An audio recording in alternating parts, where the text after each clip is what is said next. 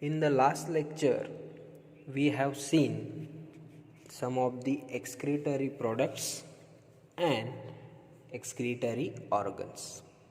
Now, in this lecture, we are going to see excretory system in human being.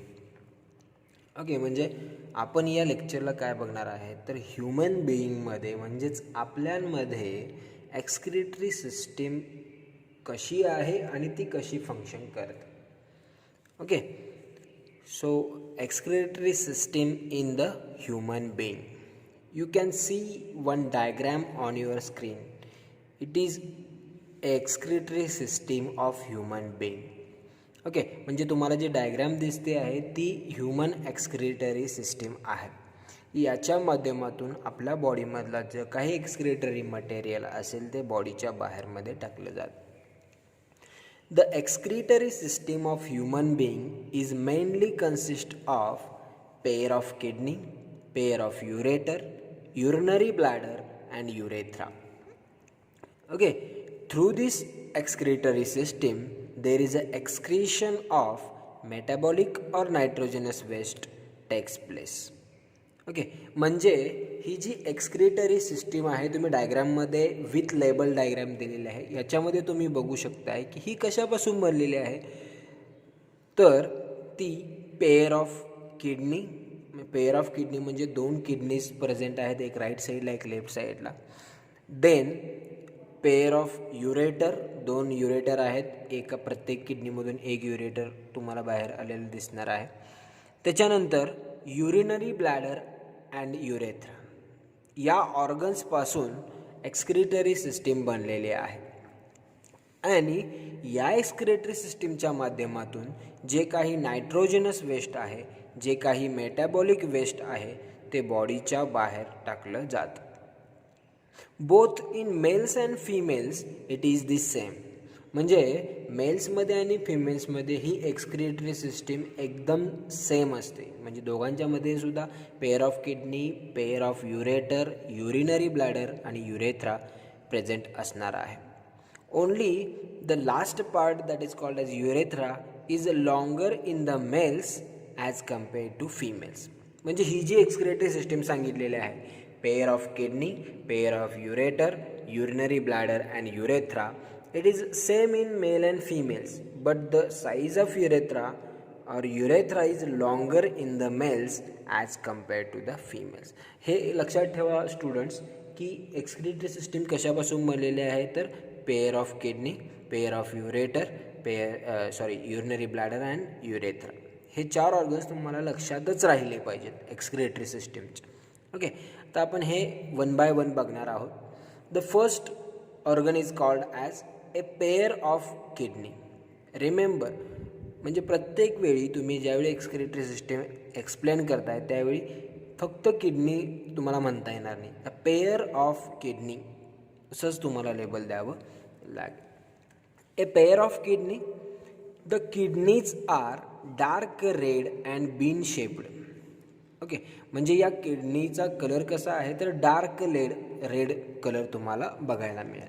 Okay, तुमच्या तुमच्या टेक्स्टबुकमध्ये सुद्धा diagram दिलेले आहे, त्याच्यामध्ये तुम्हाला कलर वाईज डिफरन्सिएशन तिथं बघायला मिळेल. तर ही डार्क रेड कलर आहे आणि बीन शेप्ड आहे. याचा जो शेप आहे किडनीचा तो बीन शेप्ड आहे. ओके, तुम्ही बघू शकताय या डायग्राममध्ये सुद्धा बघू शकताय किंवा तुमच्या टेक्स्टबुकमधल्या डायग्राममध्ये बघू शकता. It is bean shaped. It may be asked in the exam, the shape of kidney is ... It is bean shaped. Then its diameters, it is about 10 cm long, 5 cm wide and 4 cm thick. म्हणजे बघा यांचं diameter काय आहे तर kidney जी आहे ती 10 centimetre लांब आहे, त्याची लांबी 10 सेंटीमीटर आहे. 5 सेंटीमीटर वाईड म्हणजे त्यांची रुंदी जी आहे ती 5 सेंटीमीटर आहे. अँड 4 सेंटीमीटर थिक म्हणजे त्याची जी जाडी आहे किंवा थिकनेस आहे ती 4 सेंटीमीटर आहे. The kidneys are attached to dorsal body wall at the level of 12th thoracic to 3rd lumbar vertebra. आता वर्टेब्रा कुठं असतात तर आपल्या स्केलेटनमध्ये प्रेझेंट असतात. ओके, आपण त्याला पाठीचा कणा म्हणतो. ओके, आणि या पाठीच्या कणामध्ये थोरॅसिक वर्टिब्रे आणि लंबार वर्टिब्रे असतात. म्हणजे 12 थोरॅसिक वर्टिब्रे असतात आणि लंबार वर्टिब्रेसुद्धा असतात. मग ही किडनी आहे ती कुठं अटॅच आहे, तर 12व्या थोरॅसिक वर्टिब्रा आणि 3ऱ्या लंबार वर्टिब्राला कनेक्ट आहेत. म्हणजे याचं पोझिशन एकूणच याचं पोझिशन तुम्हाला इथं सांगितलेलं आहे. They are described as retroperitoneal. आता यांना रिट्रोपेरिटोनियल का म्हणतात? Because they have peritoneal covering only on the anterior surface. म्हणजे किडनीला रिट्रोपेरिटोनियल म्हणतात. पण का म्हणतात? कारण त्यांचा जो फक्त अँटेरियर सरफेस आहे, म्हणजे पुढचा भाग जो आहे तो पेरिटोनियलने कवर केलेला आहे, म्हणून त्यांना रिट्रोपेरिटोनियल असे म्हणतात. Each kidney is convex on lateral margin and medium surface shows notch called as hilus. आता तुम्ही या डायग्राममध्ये जर बघत असाल किडनीच्या, तर तुम्हाला वरच्या साईडला सुद्धा कॉन्वेक्स स्ट्रक्चर आहे, म्हणजे बहिर्वक्र भाग आहे बघा, आणि खालच्या साईडला सुद्धा बहिर्वक्र भाग आहे. याला कॉन्वेक्स स्ट्रक्चर असे म्हणतात. पण मीडियम सरफेस जो आहे, मधला जो भाग आहे, तिथे तुम्हाला एक नॉच दिसतो. म्हणजे आतमध्ये थोडासा मधला भाग हा आतमध्ये गेल्यासारखा दिसतो आणि तिथून एक ट्यूब अराईज होते. त्या रिजनला हायलस असे म्हणतात, मिडल रिजन. डायग्राममध्ये इथं तुम्हाला शो केलेला आहे हायलम. ओके, हायलम या नावाने इथं ॲरो केलेला आहे.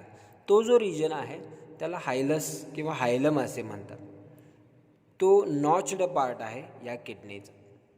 Okay, the blood vessels, nerves and ureters enter and leaves the kidney through this हायलस.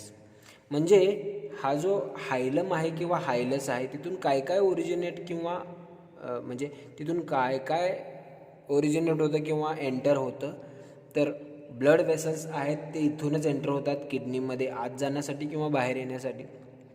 Nerve ज्या आहेत त्यासुद्धा इथूनच एंटर करतात. आणि युरेटर्स तुम्ही बघू शकता, दोन्ही किडनीतून 2 युरेटर्स बाहेर आलेले आहेत, ते सुद्धा या हायलस रिजनमधूनच तुम्हाला एंटर केलेले बघायला मिळतात. तर हा एकूणच काय झाला, तर किडनीचा पार्ट झाला. पेअर ऑफ किडनी आहे, त्या डार्क रेड कलर्ड आहेत, त्यांचा शेप बीन कलर्ड आहे. Diameters 10 centimetre long, 5 centimetre wide, 4 centimetre thick. ते कशाला अटॅच आहेत? 12 थोरॅसिक अँड 3rd लंबार वर्टिब्राला. त्यांना रिट्रोपेरिटोनियल असेही म्हणतात, कारण त्यांचा जो अँटेरियर सरफेस आहे तो पेरिटोनियलने कवर केलेला आहे. आणि किडनी ह्या दोन्ही वरून आणि खालून कशा आहेत? कॉन्वेक्स आहेत, पण मधल्या ठिकाणी ते नॉच आहे, त्याला हायलस असे म्हणतात. आणि या हायलसमधून ब्लड वेसल्स, नर्व्स, युरेटर्स ह्या एंटर होतात किंवा किडनीपासून बाहेर येतात. हा झाला kidney. Okay, then function of kidney. What is the function of kidney? There are various functions. Kidney is very important organ in our body. What are the functions of kidney? Kidney maintains the internal environment constant and delicately balanced. म्हणजे काय, kidney काय करते, तर बॉडीमधलं आतलं environment आहे, internal environment जे आहे ते कॉन्स्टंट आणि बॅलन्स्ड ठेवायचं काम करतं. म्हणजे बघा, किडनीचं फक्त फिल्ट्रेशन काम नाही आहे, तर ते इंटरनल एन्व्हायरमेंट बॅलन्स्ड आणि कॉन्स्टंट ठेवण्याचं कामसुद्धा करतो. त्याच्यानंतर extraction of nitrogenous waste product, it is the main function. म्हणजे नायट्रोजनस वेस्ट प्रोडक्टचं एक्सक्रीशन करणं किंवा एक्स्ट्रॅक्शन करणं हे सुद्धा किडनीचं एक फंक्शन आहे. याच्या व्यतिरिक्त it adjust the concentration of K+, Na+ and Cl- ions. म्हणजेच काय, आयन्सचं कॉन्सन्ट्रेशन मेंटेन करणं हे सुद्धा किडनीचं एक फंक्शन आहे. It regulates acid base balance, means pH of the body fluid. म्हणजे बॉडीचा pH मेंटेन करणं, बॉडी फ्लुइडचा pH मेंटेन करणं हे सुद्धा फंक्शन किडनीचंच आहे. Then it maintains composition of blood respect to salt and water. म्हणजे ब्लडचं कंपोजिशनमध्ये सुद्धा किडनीचा मेजर रोल आहे. म्हणजे त्याच्यामध्ये सॉल्ट कॉन्सन्ट्रेशन असू दे किंवा वॉटर कॉन्सन्ट्रेशन असू दे. And removal of excess foreign substances like drugs and pigments. तर बघा, हे जे टॉक्झिकंट आहेत, ड्रग्ज असू देत किंवा पिगमेंट्स आहेत, ते एक्सेस असू देत किंवा मग ते टॉक्झिक असू देत, ते बॉडीतून रिमूव्ह करण्याचं फंक्शनसुद्धा किडनी करते. म्हणजे बघा, किडनीचं किती महत्त्वाचं फंक्शन आहे बॉडीमध्ये. They are very much important. Internal environment constant करण्याचं काम करतं, नायट्रोजनस वेस्ट प्रोडक्ट एक्सक्रीट करतं, त्याच्यानंतर आयर्न कॉन्सन्ट्रेशन मेंटेन करतं, pH मेंटेन करतं, कंपोजिशन ऑफ ब्लड मेंटेन करतं, सॉल्ट वॉटर कॉन्सन्ट्रेशन, आणि फॉरेन सबस्टन्सेस किंवा टॉक्झिक सबस्टन्सेस आहेत ड्रग्ज पिगमेंटसारखे, यांना रिमूव्ह करण्याचं कामसुद्धा इथं केलं जातं. The second organ is pair of ureter. Okay, याच्यानंतरच किडनीतून दोन्ही, एक राईट आणि लेफ्ट किडनी आहे, दोन्ही किडनीतून तुम्हाला एक लॉंग ट्यूब ओरिजिनेट झालेली दिसेल. That is called as ureter. आणि इथंसुद्धा आपल्याला पेअर ऑफ युरेटर म्हणायचं आहे, कारण राईट किडनीतून एक युरेटर आणि लेफ्ट किडनीतून एक युरेटर तुम्हाला इथं बाहेर आलेलं बघायला मिळेल. A pair of narrow ducts commit out from each kidney through the hilus and running up to the urinary bladder. म्हणजे काय, पेअर आहे, म्हणजे राईट आणि लेफ्ट किडनीतून ही एक पेअर झाली. कुठून आलेल्या आहेत त्या, तर किडनीमधून. आणि त्या कुठंपर्यंत रन झालेल्या आहेत, तर युरिनरी ब्लॅडरपर्यंत त्यांचं लेंथ आहे. खाली बघू शकता तुम्ही, युरिनरी ब्लॅडरला त्या अटॅच आहे. Each ureter is about 40 centimetre long in the adult. म्हणजे अडल्टमध्ये याची लांबी किती असणार आहे, तर 40 सेंटीमीटर इतकी लांब आहे. म्हणजे आपण बघू शकतो की आपल्या बॉडीमध्ये सुद्धा किडनीची पोझिशन कुठं आहे आणि एक्सक्रिटरी जे ऑर्गन्स आहेत त्यांची पोझिशन, इथून इथंपर्यंतचा जो प्रवास आहे किंवा अंतर आहे ते या ट्यूब्सने कवर केलं जातं, युरेटरने. Okay, they carry urine from both the kidneys to urinary bladder by peristaltic contraction. आता या ट्यूबचं फंक्शन काय आहे, तर या ट्यूब काय करतात, किडनीमध्ये तयार झालेलं जे काही एक्सक्रिटरी मटेरियल आहे, म्हणजेच युरिन आहे, ते युरिनरी ब्लॅडरपर्यंत पोहोचवण्याचं काम पेअर ऑफ युरेटर आपल्याला इथं केलेलं बघायला मिळतात. हे जरे दोन ऑर्गन. याच्यानंतरचा थर्ड ऑर्गन आहे, that is called as urinary bladder. Okay, urinary bladder a big bag like structure is there at the lower part of the excretory system. Okay, म्हणजे तुम्हाला युरिनरी ब्लॅडर एक बघायला मिळेल तिथे. It is a pear shaped structure having thick muscular wall lined by epithelium allows expansion. म्हणजे काय, ही एक pear shaped body आहे, तुम्हाला बॅग लाईक स्ट्रक्चर दिसेल. ओके, एक सर्क्युलर बॅग लाईक स्ट्रक्चर तुम्हाला दिसेल. ते कसं आहे, पियर शेप्ड आहे. थिक मस्क्युलर वॉल आहे याला, याची जी वॉल आहे ती थिक आहे. आणि ही कशापासून बनलेली आहे, तर इपिथेलियमपासून बनलेली आहे. आणि यांच्यामध्ये एक्सपान्शन होऊ शकतं. आता एक्सपान्शनची का गरज आहे हे आपल्याला माहीत असेल की जे काही युरिन इथं पाठवलं जातं ते तात्पुरत्या काळासाठी स्टोअर करण्यासाठी यांचं एक्सपान्शन होणं गरजेचं आहे. It also has smooth layer called as detrusor muscles. म्हणजे यांच्यामध्ये थिक मस्क्युलर वॉल तर आहेच, पण स्मूथ लेअर आहे. ओके, त्याला काय म्हणतात, डिट्र्युसर मसल्स असे म्हणतात. Urinary bladder is a single large muscular bag present in pelvic cavity. म्हणजे युरिनरी ब्लॅडर ह्या सिंगल आहेत, कारण किडनी हे पेअरमध्ये होतं, युरेटर हे पेअरमध्ये होते, पण इथं सिंगल युरिनरी ब्लॅडर आहे. दोन्ही किडनीच्या ज्या ट्यूब्स आहेत म्हणजेच युरेटर, त्या कुठं ओपन होतात, तर युरिनरी ब्लॅडरमध्ये, सिंगल युरिनरी ब्लॅडरमध्ये. ह्या लार्ज आहे, ही लार्ज आहे, त्यामुळे दोन्हीचं स्टोरेज इथं करू शकते. मस्क्युलर बॅग आहे. पेल्विक कॅव्हिटी म्हणजे जे आपल्या बेलीच्या खालचा जो, पोटाच्या खालचा जो भाग आहे त्याला पेल्विक कॅव्हिटी असे म्हणतात. तर इथं यांची पोझिशन आहे. Ureters prevent back flow of urine from urinary bladder to kidney by oblique course. Okay, म्हणजे युरेटर्स काय, आता युरेटर काय करतात, तर किडनीपासून जे युरिन आहे ते युरिनरी ब्लॅडरला पोचवतात, पण याच्यातून बॅक फ्लो होता कामा नये. म्हणजे युरिनरी ब्लॅडरमधून युरेटरमध्ये पाठवता येऊ नये याची सुद्धा इथं अरेंजमेंट केलेली आहे. The urinary bladder stores urine temporarily and expels it out of the body by using urethra. Okay, आता युरिनरी ब्लॅडर जे आहे ते काय करतं तर थोड्या वेळासाठी काय करतं तर युरिन स्टोअर, म्हणून ते बॅग लाईक स्ट्रक्चर आहे की तिथं युरिन थोड्या वेळासाठी स्टोअर केलं जाऊ शकतं. त्याच्यानंतर ते काय केलं जातं, एक्सपेल केलं जातं, म्हणजे बाहेर टाकलं जातं बॉडीच्या. कोणाच्या मदतीने? युरेथ्रा. एक लास्ट स्मॉल ओपनिंग शेवटी तुम्हाला दिसेल, त्याचं नाव आहे urethra. Its opening is guarded by sphincter muscles. Opening of this muscles resulting in to maturation. म्हणजे युरिनरी ब्लॅडर आणि युरेथ्रा यांच्यामध्ये एक स्पिंक्टर मसल्स आहे. ओके, की जे काय करतं तर डायरेक्टली फ्लो थांबवतं. म्हणजे स्टोअर करायचं असेल तर खालचं युरेथ्राचं ओपनिंग बंद पाहिजे, त्यासाठी स्पिंक्टर मसल फंक्शन करतं. ओके, आणि ज्यावेळी ह्या ओपन होते त्यावेळी मिक्च्युरेशन होईल. मिक्च्युरेशन म्हणजे expulsion or exhalation of the excretory product. म्हणजे एक्सक्रिटरी प्रोडक्ट बॉडीच्या बाहेर टाकण्याच्या प्रोसेसला मिक्च्युरेशन असे म्हणतात. And fourth and last organ is nothing but the urethra. Urethra is a last and posterior part of the excretory system. म्हणजे मी सांगितल्याप्रमाणे हा एक लास्टचा पार्ट आहे आणि पोस्टेरियर पार्ट आहे एक्सक्रिटरी सिस्टमचं. The length of urethra is different in males and females. Okay, म्हणजे मेलमध्ये आणि फिमेलमध्ये युरेथ्राची जी साईज आहे किंवा लेंथ आहे ती वेगळी वेगळी आहे. It is short in females, that is 4 centimetre and that is opens into the vestibule. म्हणजे फिमेल्समध्ये या युरेथ्राची साईज शॉर्ट असते, म्हणजे 4 सेंटीमीटरपर्यंत असते आणि ती वेस्टिब्युलमध्ये ओपन होते, जो की एक्सक्रिटरी सिस्टीमचा लास्ट ऑर्गन आहे. And the urethra is longer in the mails, that is 20 centimetre. म्हणजे मेल्समध्ये युरेथ्राची साईज जी आहे ती 20 सेंटीमीटरपर्यंत असते.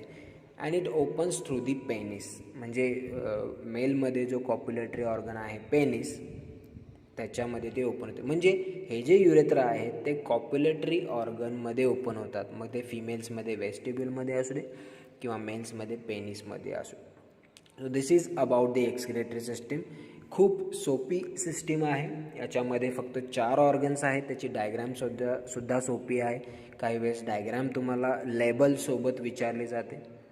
आणि हे 4 organs, pair of kidney, pair of ureter, urinary bladder आणि युरेथ्रा, या सगळ्यांचे फंक्शन, त्याचं स्ट्रक्चर हे आपल्याला इझिली सांगता येईल. याच्यामध्येच एक भाग आहे LS of kidney. Okay, LS of kidney means longitudinal structure of kidney. On your screen there is one diagram which will show you the LS of kidney. म्हणजे या डायग्राम बघितल्यावर तुम्हाला लक्षात येईल की लॉन्गिट्युडनल सेक्शन म्हणजे काय. म्हणजे किडनीचा उभा काप घेतला असता त्याच्या आतमध्ये कसं स्ट्रक्चर दिसतं हे तुम्हाला या LS ऑफ किडनीमध्ये दिसतं. या डायग्राममध्ये तुम्ही बघू शकताय सगळे पार्ट्स किडनीच्या आतमध्ये असणारे तुम्हाला इथे दाखवलेले आहे. तर ते आपण LS ऑफ किडनी बघणार आहोत. Each kidney is covered by capsule at the outer side, made up of adipose cells, fibrous connective tissue. म्हणजे पेअर ऑफ किडनी आहे, 2 किडनी आहेत. यातली प्रत्येक किडनी ही एका कॅप्सूलने कव्हर केलेली आहे बाहेरून. आणि हे कॅप्सूल कशापासून बनलेलं आहे? Adipose cells and fibrous connective टिश्यूपासून बनलेलं आहे. The LS of kidney shows 2 major parts, outer renal cortex and inner renal medulla. म्हणजे एकूणच LS ऑफ किडनी बघत असताना तुम्हाला 2 भाग बघावे लागतील. एक तर रिनल कॉर्टेक्स जो की बाहेरचा भाग आहे आणि रिनल मेड्युला जो की आतला भाग आहे. तर ते दोन्ही आपण बघणार आहोत. First we will see renal cortex. Okay, the outer region of kidney is called as renal cortex. Okay, म्हणजे या डायग्राममध्ये सुद्धा तुम्हाला दाखवलेलं आहे cortex. That cortex is nothing but the renal cortex. Okay, तर हा रिनल कॉर्टेक्स जो आहे तो आउटर भाग आहे, म्हणजे बाहेरचा भाग आहे. Okay, it is red in colour and granular region. म्हणजे याचा कलर जो आहे तो रेड आहे, ब्राऊन रेड कलर आहे आणि हा ग्रॅन्युलर आहे, याच्यामध्ये ग्रॅन्युल्स प्रेझेंट आहेत. Okay. The Malpighian body convoluted tubules are present at the cortex. मग या कॉर्टेक्स रिजनमध्ये कोणते कोणते पार्ट्स येतात, तर माल्फिजियन बॉडी आणि कन्व्होल्युटेड ट्युब्युल्स. आता हे काय आहेत, तर नेफ्रॉनचे भाग आहेत. नेफ्रॉनचा भाग आपण पुढे बघणार आहे, तिथं तुम्हाला समजेल. फक्त लक्षात ठेवा की रेनल कॉर्टेक्समध्ये माल्फिजियन बॉडी आणि कन्व्होल्युटेड ट्युब्युल्सचा भाग येतो. हा झाला रेनल कॉर्टेक्स. हा इतका डिफरन्शिएटेड नाही, याच्यामध्ये फक्त हा आउटर कवरिंगचा भाग आहे की ज्याच्यामध्ये ग्रॅन्युल्स प्रेझेंट आहे. Then coming to the second and most important part of the kidney, that is renal medulla. म्हणजे जो सेंट्रल भाग आहे, the central region of kidney is called as medulla. Renal means kidney and medulla is the central part. म्हणजे किडनीचा जो सेंट्रलचा part आहे त्याला म्हणायचं रिनल मेड्युला.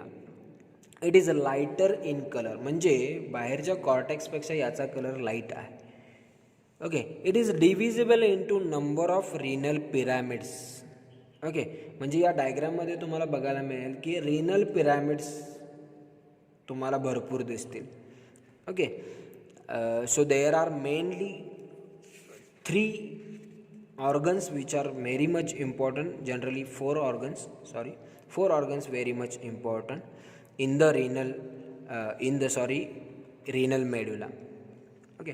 याच्यामध्ये रिनल पिरॅमिड असू दे, कॉलम्स ऑफ बर्थेनी असू दे, रिनल पेल्विस असू दे. ओके. आता इथं बघा की रिनल मेड्युलामध्ये कुठले कुठले पार्ट आहेत. पहिला आहे renal pyramids. Okay. Renal pyramids तुम्हाला इझिली आयडेंटिफाय होतात. There are many such pyramids present in each kidney. Okay. म्हणजे प्रत्येक किडनीमध्ये तुम्हाला खूप पिरॅमिड्स, इथंच तुम्हाला डायग्राममध्ये बघा किती पिरॅमिड्स बघायला मिळतात. Okay. These are called as renal pyramids. At the base it is attached to the minor calyx. Okay. यांचा जो बेस आहे रिनल पिरॅमिडचा तो कोणाला अटॅच आहे, तर मायनर कॅलिक्सला अटॅच आहे. मायनर कॅलिक्स म्हणजे छोटे छोटे ब्रांचेस तुम्हाला दिसत आहेत खाली. ओके. आणि या मायनर कॅलिक्स एकत्र आल्यानंतर काय होतात, मेजर कॅलिक्स. डायग्राममध्ये तुम्ही बघू शकता की 2-3 मायनर कॅलिक्स मिळून एक मेजर कॅलिक्स तयार होतं. असे काही मेजर कॅलिक्स आपल्याला इथे बघायला मिळते. सेकंड पार्ट आहे columns of Bertini. Okay. Columns of Bertini you can see in the diagram. It is labelled. Due to the presence of gap between pyramids, a space or depression is formed that is called as columns of Bertini. Columns of Bertini म्हणजे काय, तर 2 पिरॅमिड्सच्या मध्ये तुम्हाला एक depression दिसेल, gap दिसेल. Okay. त्याला म्हणायचं कॉलम्स ऑफ बर्थिनी. ओके. 2 पिरॅमिड्सच्या खाली मायनर कॅलिक्स आहेत, पण या मायनर कॅलिक्स जिथं जॉईन होतात तिथं तुम्हाला एक डिप्रेशन दिसेल. ओके. एक स्पेस दिसेल, त्याला कॉलम्स ऑफ बर्थिनी असे म्हणतात. आणि त्याच्यानंतर तिसरा जो पार्ट आहे renal pelvis. Okay. The pelvis region is the central part of kidney attached to the hilum. म्हणजे तर साईडला बघताय तुम्ही डायग्राममध्ये युरेटर दाखवलेला आहे आणि तो युरेटर वरती जाऊन पेल्विसमध्ये कन्वर्ट होतो. आणि या पेल्विस रिजनमधूनच हायलम, जो पेल्विस आहे आतून हायलमला कनेक्ट आहे आणि हायलममधून मग युरेटर ओरिजिनेट होतो. The renal pelvis is branched into major and minor calyx and connect to the renal pyramids. Okay. म्हणजे बघा आता ही चेन कशी आहे बघा. बाहेरून पहिला युरेटर वरती जातो, त्याचं कन्व्हर्जन पेल्विसमध्ये होतं, जे की हायलम जवळ आहे पेल्विस. हा पेल्विस पुढे जाऊन मेजर कॅलिक्स आणि मेजर कॅलिक्स नंतर मायनर कॅलिक्समध्ये कन्वर्ट होतो.